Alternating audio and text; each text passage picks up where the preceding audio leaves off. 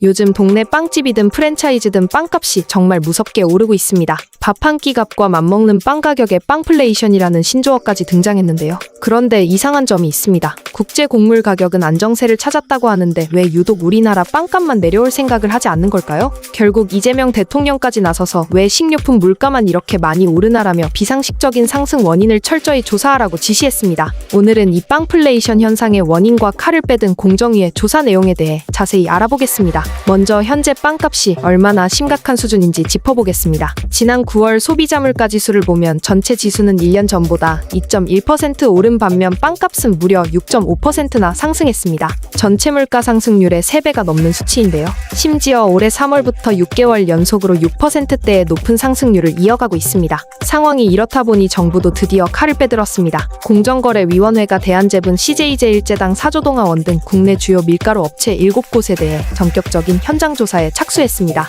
공정위가 의심하는 것은 바로 담합입니다. 이들 제분사들이 서로 짜고 가격을 협의하거나 출하량을 조정한 것은 아닌지 자료를 확보하고 있는데요. 실제로 국내 밀가루 시장은 대한제분, CJ제일제당, 사조동아원 이 세 개사가 약 70%를 차지하는 사실상의 독과점 구조로 움직이고 있습니다. 조사는 밀가루뿐만이 아닙니다. 빵의 핵심 재료인 설탕과 계란 가격 담합 의혹도 동시에 조사 중이며 특히 설탕에 대해서는 이달 내로 제재 절차에 착수할 예정이라고 합니다. 사실 한국의 빵값이 비싸다는 것은 어제 오늘의 이야기가 아닙니다. 글로벌 통계 사이트를 기준으로 2025년 한국의 빵값은 세계에서 10에서 11번째로 비싸며 아시아에서는 가장 높은 수준입니다. 바로 옆 나라 일본과 비교하면 그 차이가 더 충격적인데요. 식빵 500g 기준으로 한국은 약 4,150원인 반면 일본은 약 2,100원으로 2배 이상 차이가 납니다. 물론 여기에는 여러 복합적인 원인이 있습니다. 원재료인 밀가루나 설탕의 수입 의존도가 높고 비싼 수도권의 임대료와 인건비 그리고 프랜차이즈 중심의 유통 구조에서 발생하는 마케팅 비용 등이 모두 가격에 포함되기 때문이죠.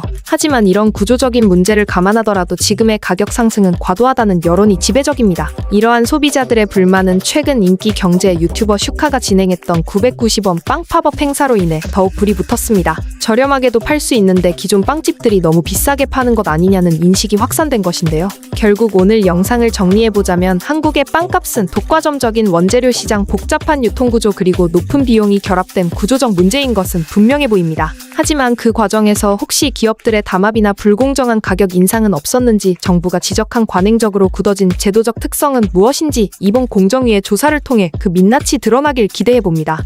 여러분들의 뜻을 모아주세요.